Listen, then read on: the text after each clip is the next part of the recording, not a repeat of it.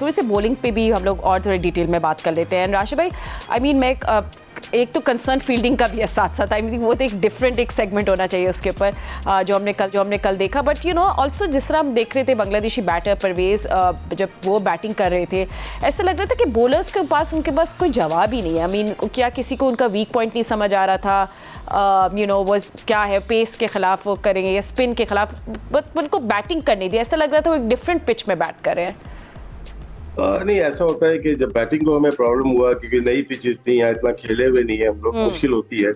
Bowling में भी वैसे ही मुश्किल होती है, आपको लेंथ देखनी होती है, आपको बॉलिंग का मेथड देखना होता है। मैं बहुत जमाने पहले नेथन लॉइन का एक इंटरव्यू था, वो श्रीलंका की टर्निंग पिचेस के ऊपर फ्लॉप होके गया था, तो उससे पूछा कि टर्निंग पिचेस पे आपको क्या हो गया। बोलता है हमारे ऑस्ट्रेलिया का मेथड डिफरेंट है बॉलिंग करने का, हम लोग की रिलीज डिफरेंट है, यहाँ पे मार के करनी पड़ती है, एक तरह थ्रो करके मार के करनी पड़ती है, तो वहाँ ज्यादा चांसेस तो ब्रेक होने का। तो ये सीखने का अमल है। क्या इनको पता है कि हर पिचेस पे डिफरेंट मेथड होता है, फास्ट बॉलिंग हो या स्पिन हो, आपकी लेंथ वेरी कर जाती है, लेंथ कौन सी होनी है।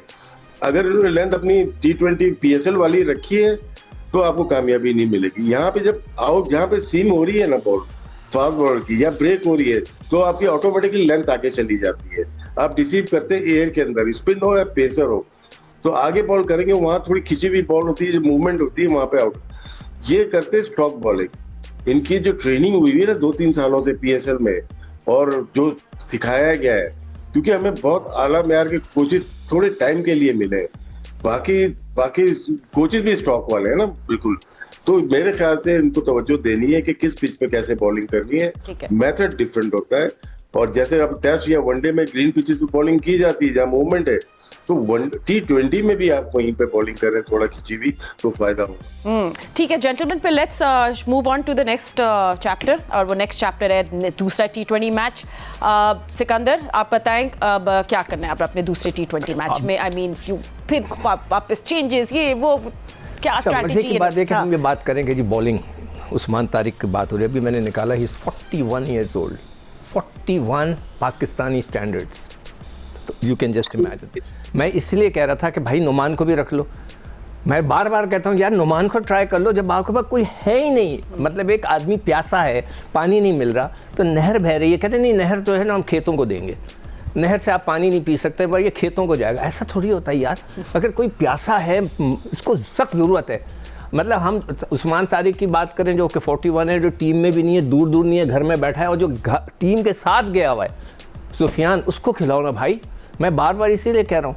और फिर आपने रखा हुआ था कि जी खुशदिल जो है वो आपका बॉलर होगा, उससे एक ओवर नहीं कराया आपने बॉलिंग का जो मेरे ख्याल से डिस्ट्रीब्यूशन भी सही नहीं था। फ़हीम अशरफ को खामखी 3 ओवर कराया, आप सबको 2-2 ओवर कराते, साइम अयूब को आपने जो है चलो करा लिए 2 ओवर।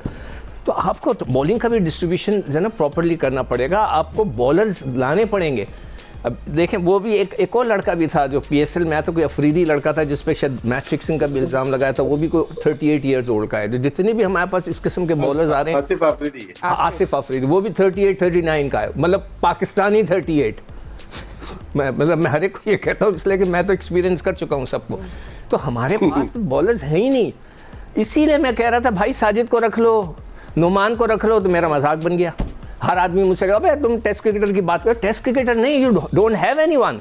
जब मजबूरी होती है तो आप ले जाओ इन विकटों के पर, वो करा के तो देखते, they have the experience, they are test cricketers.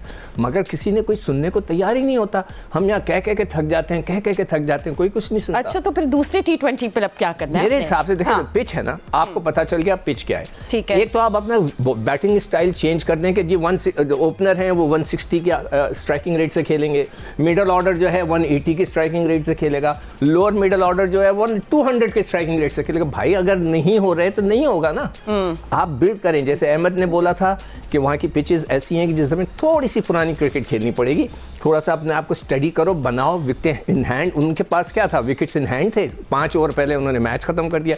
आखिरी के अंदर जैसे पहले दिन भी डिस्कस हुआ, फ्लैट आउट चले जाओ, then you have the chance to score थोड़ा सा 160 तो बहुत है, वहाँ से 150 नहीं हुआ आज तक, तो आपको पास मौका है। तो you have to change your strategy. Okay, जो लोग सुन रहे हैं वो प्लीज़ माइक हसन साहब को बता दें, आई एम श्योर आप लोग देखते होंगे प्रोग्राम, कि भाई please change your strategy, go and look at the pitch, कि पिच कैसी है, अगर खराब है तो फिर अकॉर्डिंगली खेलें। ठीक है। ये ना कहें कि बाद में आके पिच का स्टैंडर्ड अच्छा नहीं था, that's mean you are not a good coach. आपको जाकर पिच को रीड करना है। अगर आप you can not read a pitch और आप मैच के बाद बोलें कि पिच का स्टैंडर्ड अच्छा नहीं है और आपकी टीम हार रही है और आप आके कह रहे हैं दैट इज रॉन्ग। ओके, चले सही है, ठीक है। तो Ahmad, I think that's Sikandar की बात को आगे लेकर जाते हैं। You know the conditions now, you know the pitch, you just have to make the right decisions tomorrow. तो सेकंड T20 के लिए what do you say? And I think again overcast conditions हैं, I just want to confirm that. जी बिल्कुल, toss है, toss भी vital हो रहा है बांग्लादेश के अंदर। उसके बाद काम करना है कि रोल डिफाइन करने हैं कि किस प्लेयर ने किस तरह खेलना है। हमने पहले भी बताया था, अभी फिर बता देते हैं कि विकेट्स इन हैंड रखें। फिर विकेट्स इन हैंड होती हैं तो फिर होता ही है कि फॉर एग्जांपल कोई लेफ्ट आर्म स्पिनर आया है और आपका लेफ्टी खेल रहा है, 13वां 14वां ओवर है, 12वां ओवर है, तो उसको फिर 20 कर दें, उसको कर दे 40 पे। आप pick and choose your bowler जिसको आपने अटैक करना है। नंबर 1 ये है। नंबर 2 ये है, बॉलिंग के अंदर देखें, I am a big fan of पूरा बैट्समैन पूरा बॉलर। मुझे ये आधा तीतर आधा बटेर वाली क्रिकेट समझ नहीं आती है। जिस तरह अभी आपने बात की है कि इतने सारे बॉलर्स हैं, किसी को बॉलिंग मिली किसी को नहीं मिली, आप क्या करना क्या चाह रहे हैं? आप प्रॉपर बॉलर को खिलाएं, प्रॉपर बैट्समैन को खिलाएं और उनके साथ आप अंदर जाइए।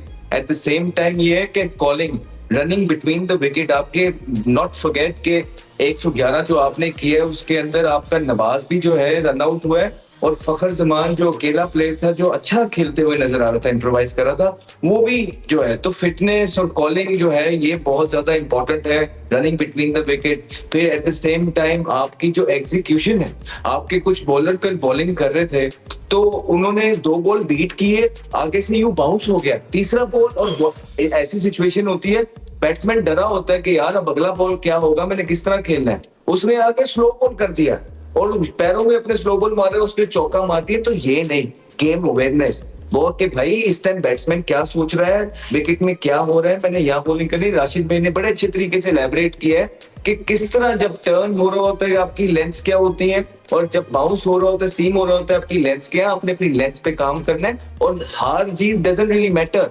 हम प्लेयरों को अभी भी कुछ नहीं कह रहे। मेरा ख्याल है कि ये टीम मैनेजमेंट की गलती है और सिलेक्टर्स की गलती है कि जिन्होंने ये बॉलिंग अटैक भेजा और टीम मैनेजमेंट ने जो इतने ऑलराउंडर भर दिए। और फिर हेसन ने जो आके he said after the game in post match ceremony, he said that short selection was on. Then it was his duty, Mike Heson duty, to make sure to tell the players that boys, this is how the pitch look like and that's how we're going to play. He should identify the role of the players and make sure that we play according to the situation, like Sikhu said. So I think these are the things we need to do in the coming game, and hopefully Pakistan wins and come back in the series and make sure we tie the series 1-1. Yeah, absolutely. And win and loss is just part of the game. It's just how you win and how you lose.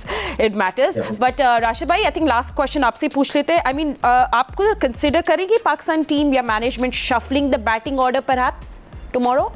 ऐसी pitches पे सलमान को ऊपर आना चाहिए। वो I agree. मार के नहीं खेले। और फिर हुसैन तलत फर्स्ट क्लास खेला हुआ है, उसकी डबल सेंचुरीज भी है, वो पीछे लेके आए उसको, वो गेम को लेके चल सकता है। क्योंकि यहाँ पे सिर्फ मारने वाले प्लेयर्स नहीं चाहिए। आप किसकी जगह आएंगे वो खुद मैनेज करें। हुसैन तलत एक सीजन प्लेयर है, बहुत फर्स्ट क्लास खेल रहा है, वो लाइक 12 साल से खेल रहा है। सलमान अली आगा तो ऐसे प्लेयर है। फखर को तजर्बा बहुत हो गया उसके पास है। बाकी जितने भी हैं वो स्ट्रोक्स प्लेयर है, वो किसी वक्त भी बाहर आ जाएंगे। लेकिन एक एंड पे एक ऐसा प्लेयर होना चाहिए जो स्ट्राइक को रोटेट करे और एंड तक जाए। डीप जाना पड़ेगा यहाँ पे 10 ओवर में या पावर प्ले में गेम खत्म नहीं होगा। शफलिंग की जरूरत है और एक आध चेंज की भी। अच्छा, चेंज, चले ठीक है, उस पर बात करेंगे। कल भी आप शो हम लोग कंटिन्यू करेंगे and will talk about this. But जैसे आप कह रहे हैं कि परहैप्स एक स्टेबलाइजर को आप ऊपर भेजें जैसे Salman, to really stabilize the innings and maybe Nawaz as well actually. But anyway, let's see कि कल क्या होता है। Good luck to the boys and thank you so much gentleman for joining us.